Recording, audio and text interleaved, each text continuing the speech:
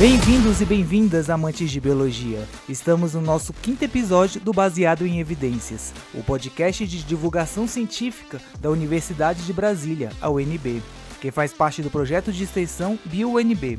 O tema desse episódio é a vacinação no Brasil, como a baixa cobertura vacinal pode contribuir para a volta de velhas doenças. A vacina é um dos instrumentos mais eficazes na proteção contra doenças e, graças a elas, estamos conseguindo vencer a pandemia de Covid-19. Mas, apesar da importância dos imunizantes, os índices de cobertura vacinal para outras enfermidades vêm caindo de forma vertiginosa no Brasil e no mundo. Segundo a Organização Mundial da Saúde, a taxa global de imunização de crianças atingiu o menor patamar dos últimos 30 anos. Essa baixa adesão às vacinas não somente coloca em risco a saúde de quem não se imuniza, principalmente a população infantil, mas também pode levar ao ressurgimento de doenças que já haviam sido controladas. O Programa Nacional de Imunização do Ministério da Saúde completa 50 anos em 2023. Nosso querido SUS é considerado referência internacional em relação à vacinação. Mas mesmo assim, a procura pelas vacinas que são aplicadas de forma gratuita tem diminuído nos últimos anos. Para que exista proteção coletiva da população, o recomendável é que entre 90% e 95% das crianças estejam imunizadas. Infelizmente, em 2021, os valores não chegaram nem perto disso. A vacina BCG contra a tuberculose foi aplicada em 68% das crianças, e a primeira dose da tríplice viral contra sarampo, cachumba e rubéola foi aplicada em 73% do público-alvo. A taxa de cobertura contra a paralisia infantil atingiu apenas 69% e contra o rotavírus apenas 70%. A consequência disso? Tivemos um grande retrocesso e voltamos a conviver com doenças que já haviam sido erradicadas. Por exemplo, depois de ter sido considerado território livre do sarampo pela Organização Pan-Americana de Saúde de 2016, o Brasil voltou a conviver com a doença. O país registrou 40 mil casos entre 2018 e 2021 e perdeu esse título de território livre da doença. A Organização Pan-Americana de Saúde alerta ainda para o risco do Brasil assistir ao reaparecimento do vírus da poliomielite, que causa paralisia infantil. Essa doença está erradicada aqui desde a década de 1990. Devido à baixa adesão já mencionada, continuou ocorrendo em 2022, o Ministério da Saúde prorrogou a vacinação contra a poliomielite. Há diversas causas para a queda da imunização infantil. Uma delas é o sucesso da vacinação em massa no passado e o consequente enfraquecimento de algumas doenças. Apesar disso ser ótimo, as novas gerações não testemunharam uma epidemia dessas doenças e têm a sensação equivocada de que não é preciso mais se imunizar.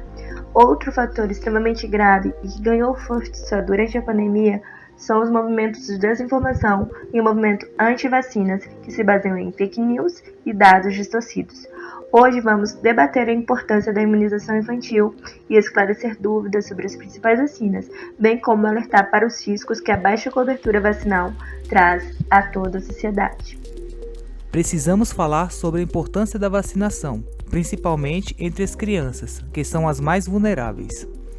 A taxa de cobertura vacinal tem caído assustadoramente no Brasil e no mundo, e voltamos a lidar com a ameaça de doenças que já haviam sido erradicadas no Brasil. Da volta dessas doenças para a população infantil e para a sociedade em geral?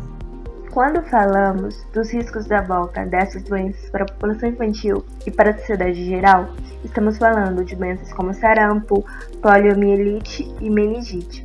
Sobretudo, o risco iminente desta volta está ligado à baixa cobertura vacinal contra essas doenças, que tem motivação do esquema vacinal de rotina ausente, incompleto ou não iniciado, isso já em crianças no início da infância, podendo ser resultado da falta de conscientização dos pais ou responsáveis sobre a gravidade dessas novidades para o ser humano, bem como da relevância protetora da vacinação.